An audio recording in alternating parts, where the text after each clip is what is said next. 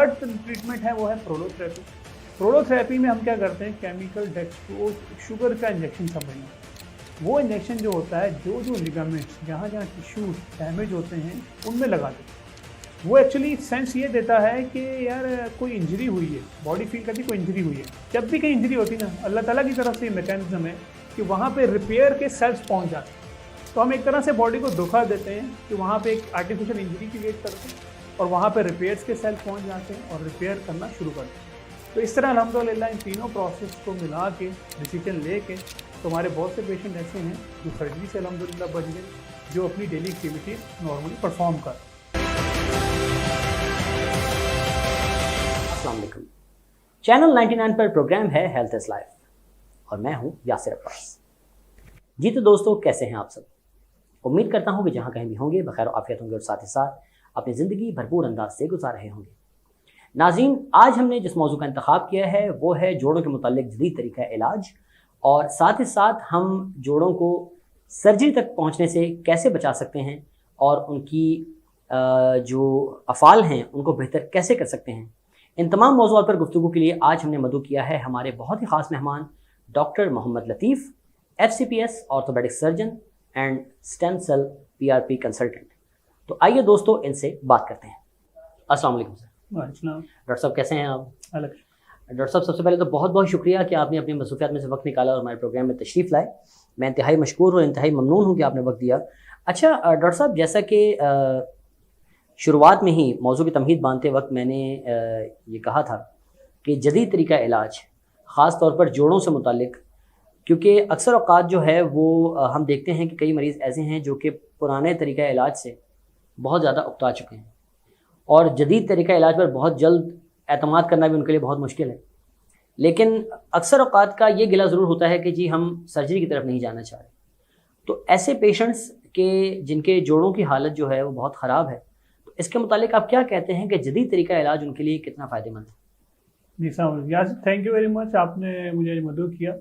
ये सवाल जो आपने किया है ना कि जोड़ों का जदीद इलाज क्या है और सर्जरी से कैसे प्रिवेंट करना है। मेरे पास भी जब OPD में पेशेंट आते हैं तो पहला उनका क्वेश्चन ये होता है कि डॉक्टर साहब कुछ भी हो जाए मुझे सर्जरी नहीं करानी। बिल्कुल। दूसरे नंबर पे जो पेशेंट का क्वेश्चन भी होता है और ख्वाहिश भी ये होती है कि हम जो है ना बीइंग मुस्लिम नमाज जो है ना ज़मीन पे पढ़ना चाहते हैं, क्योंकि जोड़ों की दर्द की वजह से होता ये है कि अक्सर हम मना कर देते हैं कि कुर्सी बैठ के नमाज पढ़ें। और तीसरे नंबर पे ये होता है कि हम कमोड नहीं यूज़ करना चाहते। हम कहते हैं कि डॉक्टर साहब कमोड हमें जो है नापाकी फील होती है, हम नहीं यूज़ करना चाहते हैं। हम मुस्लिम जो वॉशरूम या इंडियन वॉशरूम जो है वो यूज़ करना चाहते हैं। तो इन्हीं चीज़ों को मद्देनज़र रखते हुए इवन मैं कहूँगा इन लोगों के लिए खुशखबरी है कि मेडिकल साइंस ने अब इतनी तरक्की कर ली है कि इस आर्थराइटिस का जदीद इलाज करें, और बशर्त ये है कि पेशेंट अर्ली डायग्नोसिस हो जाए।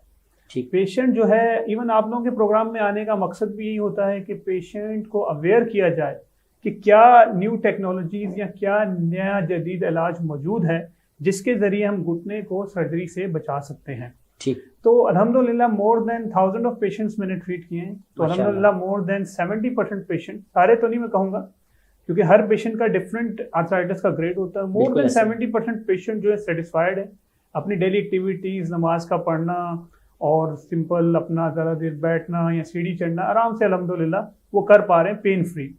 इसके अलावा एक और क्वेश्चन बड़ा ज़रूरी है, पेशेंट पूछते हैं कि डॉक्टर साहब कब तक दवाई खाएंगे, पेन किलर से भी जान छुड़ाएं। बिल्कुल बिल्कुल ऐसा। तो अल्हम्दुलिल्लाह जो ट्रीटमेंट मैंने की है या जिस न्यू ट्रीटमेंट से हमने इलाज किया उसमें फ़ायदा यही होता है कि बहुत ज़्यादा भी हो तो एक पैराडोल या 2 पैराडोल, बस ये यहाँ तक इंशाल्लाह ताला दवाई खानी पड़ती है, इसके अलावा दवाई नहीं खानी पड़ती। अब वो इलाज का तरीका क्या है और कैसे किया जाता है, देखें उसमें 3 तरह की ट्रीटमेंट ऑप्शंस हैं जो मैं करता हूँ।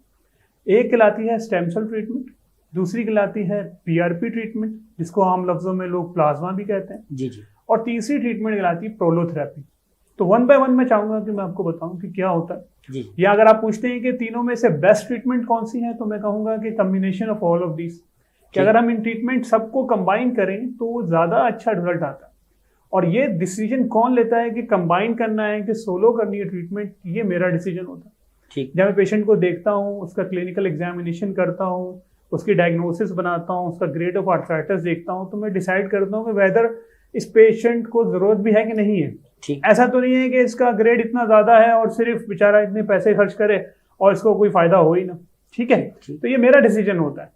तो स्टेम सेल आप यूँ समझें कि स्टेम सेल एक ऐसे सेल्स हैं हमारे जिस्म में जो हर जगह मौजूद हैं, जो रिपेयर का काम करते हैं, हीलिंग का काम करते हैं।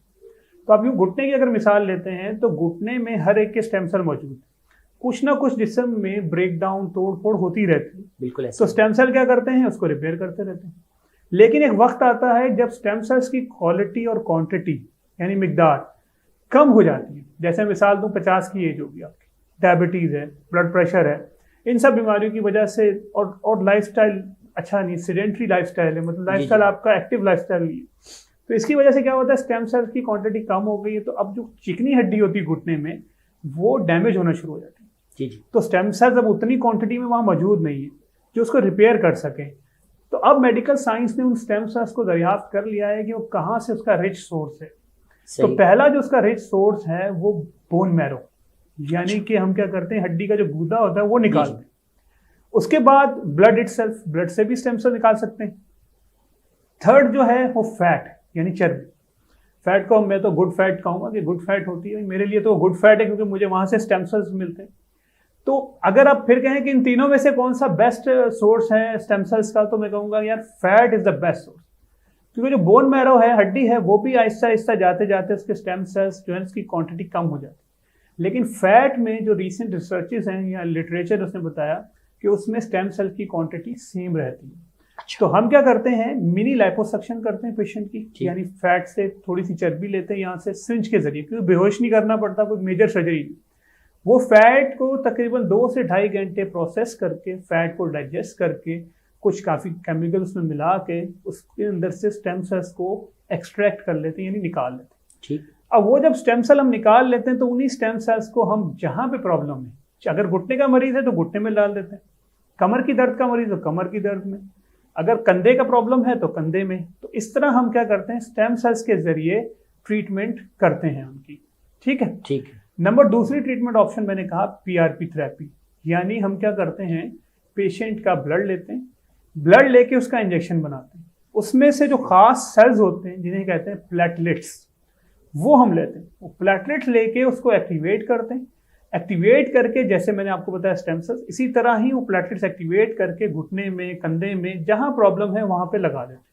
तो अल्हम्दुलिल्लाह एक तरह से ये नेचुरल प्रोसेस है। आप यूँ समझें जैसे आपसे मैंने ब्लड लिया, ठीक है, तो नेचुरल प्रोसेस हुआ ना, कोई इसमें केमिकल शामिल नहीं है, कोई ऐसी चीज़ शामिल नहीं है। तो वो ब्लड लिया, ब्लड लेके उसका इंजेक्शन तैयार किया और इंजेक्शन तैयार करके घुटने में या जहाँ भी प्रॉब्लम है वहाँ पर लगा दिया। ठीक है, ये 2 चीज़ें होंगी। थर्ड ट्रीटमेंट है वो है प्रोलोथेरेपी। प्रोलोथेरेपी में हम क्या करते हैं, केमिकल डेक्सट्रोज, एक शुगर का इंजेक्शन समझना होता है। वो इंजेक्शन जो होता है जो लिगामेंट्स, जहाँ जहाँ टिश्यूज डैमेज होते हैं उनमें लगा देते हैं। वो एक्चुअली सेंस ये देता है कि यार कोई इंजरी हुई है, बॉडी फील करती है कोई इंजरी हुई है। जब भी कहीं इंजरी होती है ना, अल्लाह ताला की तरफ से ये मैकेनिज्म है कि वहाँ पे रिपेयर के सेल्स पहुँच जाते हैं। तो हम एक तरह से बॉडी को धोखा देते हैं कि वहाँ पे एक आर्टिफिशियल इंजरी क्रिएट करते हैं और वहाँ पे रिपेयर्स के सेल पहुँच जाते हैं और रिपेयर करना शुरू कर देते हैं। तो इस तरह अल्हम्दुलिल्लाह इन तीनों प्रोसेस को मिला के डिसीजन लेके तो हमारे बहुत से पेशेंट ऐसे हैं जो सर्जरी से अल्हम्दुलिल्लाह बच गए, जो अपनी डेली एक्टिविटीज़ नॉर्मली परफॉर्म कर रहे हैं।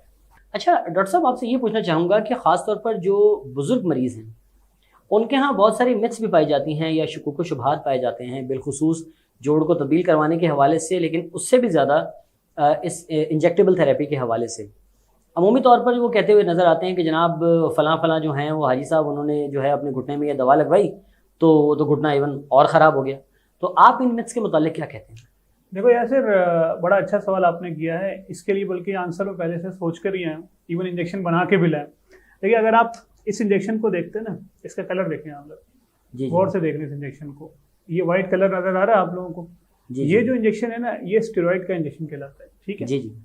जो पहले बुजुर्ग जो आपको कहते हैं इंजेक्शन लगवाया था, हमारा घुटना खराब हो गया और हमारे साथ ये मसला हो गया और पेन बढ़ गया, कुछ अरसे के लिए ठीक रहा, उसके बाद फिर पेन शुरू हो गया, वो बेसिकली ये स्टेरॉइड का इंजेक्शन है। ओके।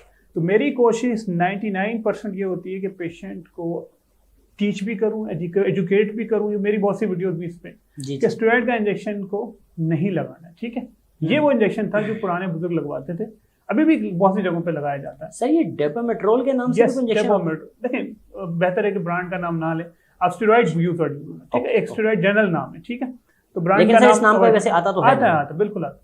तो जनरल एक स्टेरॉइड का इंजेक्शन अवॉइड करना चाहिए। तो मैं जो है, अगर आप देखें सारी आवाम पढ़ी लिखी मीडिया देखती है, अब इसका कलर देख लें, अगर आप देखेंगे ना इसका कलर, ये देखें, ये बिल्कुल लग रहा है किसी ब्लड से लिया गया है या प्लाज्मा है या कोई ऐसी चीज है, लेकिन ये बेसिकली पीआरपी का इंजेक्शन है, ठीक है। तो ये वो इंजेक्शन है जिससे जो हीलिंग है वो होती है, और ये आप ही के ब्लड से लिया है, तो इसका मतलब क्या है कि इसके साइड इफेक्ट भी नहीं होंगे।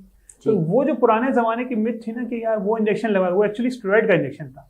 अब ये वाले इंजेक्शन है, या फिर इसके अलावा स्टेम सेल्स के, वो मैं ला नहीं सकता हूँ क्योंकि वो फैट से बनाने होते हैं, वन टाइम यूज होता है, ठीक है। तो ये मैं आज लगाकर ही बनाया हूँ, तो इस वजह से मैं कुछ जो बचा था मैं लेकर आ गया, बहुत अच्छा किया, ठीक है जी जी।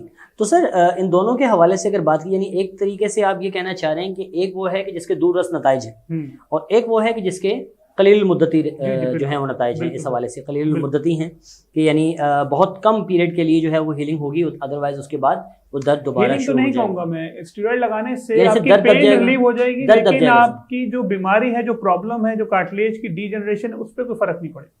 अच्छा सर, इसके अलावा जैसे अगर हड्डी के अलावा अगर हम लिगामेंट्स पर बात करें तो सर पीआरपी लिगामेंट्स पर भी वैसे ही काम करेगा? बिल्कुल, लिगामेंट्स हो, जॉइंट हो, मसल हो, स्पोर्ट्स इंजरी, किसी किस्म की भी स्पोर्ट्स इंजरी हो, एसीएल कॉमन है, घुटने का मसला हो, घुटना मुड़ गया और लचक आ गई, जी जी ऐसा ही, लेकिन पार्शियल टीयर हो, शर्त ये पार्शियल हो, कंप्लीट ना हो। कंप्लीट देखिए, एक चीज दो हिस्से में टूट गई, उसको हीलिंग कैसे होगी जब तक उसको जोड़ेंगे, उसकी तो रिकंस्ट्रक्शन ही होगी, तो रिकंस्ट्रक्शन हो। तो अगर पार्शियल टीयर है पेशेंट को, तो फिर बिल्कुल ये पीआरपी स्टेम सेल से ये हील हो सकता है। और सर मेनिस्कल टीयर के हवाले से? बिल्कुल, मेनिस्कल टीयर भी ऐसी, अनलेस कि वो लॉकिंग नहीं कर रहा, अगर वो घुटने बहुत शदीद किस्म की लॉकिंग कर रहा है, घुटना लॉक हो रहा है, यानी उसका इतना बड़ा टीयर है कि वो अंदर टुकड़ा है जो लॉक कर रहा है, तो उस टुकड़ा निकल तो नहीं सकता ना उसमें, तो उस टुकड़े को तो फिर सर्जिकली निकालना होगा। अच्छा, ठीक। अच्छा, तो डॉक्टर साहब इसके अलावा अगर जैसे अगर बात की जाए मिसाल के तौर पे आपकी फीस स्ट्रक्चर के हवाले से, क्योंकि अमूमी तौर पर आपको मालूम है कि लोग जो है ना वो घबराते हैं कि जनाब डॉक्टर साहब इतनी टेक्नोलॉजी तो बता रहे हैं लेकिन माइट भी कि बहुत महंगे हों, तो मैं चाहूँगा सर इस हवाले से भी आप लबकुशाई करें। ये सच्ची है कि महंगाई बहुत है और फीस तो होती है, बिल्कुल हर चीज़ की फीस है। मैं तो यार 2000 रुपये मेरी फीस होती, लेकिन मैंने कहा कि अगर कोई पेशेंट वाकई ही नीडी है और मुझे चाहता है दिखाना भी, तो मेरी रिसेप्शन पे आए और बात करें, और इंशाल्लाह मोर देन 70% वाले डिस्काउंट करा दे। वो भी छोड़ें यार, अगर आप वाकई मजबूर हैं आए और बात करें और फ्री में दिखा दें इंशाल्लाह। मैं उम्मीद है मुझे, और इंशाल्लाह ताला मेरी रिसेप्शन वाले भी मुझसे वो करेंगे, और इंशाल्लाह मैं फ्री में भी देखूंगा इंशाल्लाह ताला, जो मुमकिन हो सकेगा। अगर शर्त ये है कि पेशेंट झूठ ना बोले और जो है प्रॉब्लम उसकी वो बताए, क्योंकि सर अमूमी तौर पर ऐसा हो भी जाता है। हाँ, अक्सर लोग जो होते हैं ऐसे हक खा जाते हैं। हाँ बिल्कुल, हकदार लोगों का भी हक। तो देखें, हम भी जाहिर है बैठे हुए, हमारी भी फैमिलीज हैं, 10 चीजें हैं, लेकिन देखें पता चल जाता है डॉक्टर को अनकरीब के ये पेशेंट सच बोल रहा नहीं बोल रहा, लेकिन इससे भी कोई ताल्लुक नहीं यार, कोई बात नहीं, आके दिखा के जाएं तो अल्लाह ताला शिफा दे। देखें, शिफा अल्लाह के हाथ में, मेरा काम सिर्फ ट्रीट करना है, मेरा काम ट्रीटमेंट एडवाइस करना है, बाकी शिफा अल्लाह ताला ही। अच्छा सर, चूँकि हम इस वक्त प्रोग्राम के आखिरी मरहले में दाखिल हो चुके हैं, तो मैं चाहूँगा कि एक ख़ास पैगाम जो अब आप हमारे व्यूवर्स को देना चाहें। देखें, मैं पैगाम तो यही देना चाहूँगा कि मैं कहूँगा यार, मायूसी गुनाह है, तो अल्लाह ताला ने हमें पैदा किया है तो हर चीज़ की ट्रीटमेंट भी दी है, तो ट्रीटमेंट को सर्च करना, ट्रीटमेंट के बारे में सोचना। देखें, आपने देखा होगा कि अक्सर कहीं आप पैनाडोल की किसी डॉक्टर से दवाई ले लेते हैं ना, तब भी आपको शिफा मिल जाती है। तो शिफा हर एक के हाथ में नहीं होती, किसी के हाथ में है, किसी के हाथ में नहीं है। लेकिन बीइंग ए पेशेंट आप लोगों को मायूस नहीं होना है, अच्छी उम्मीद रखनी है, अपने डॉक्टर से रुजू करनी है, अर्ली डायग्नोसिस करनी है, तो इंशाल्लाह ताला मैं जानता हूँ अल्लाह के फजल से इंशाल्लाह आपको ज़रूर फ़ायदा हो।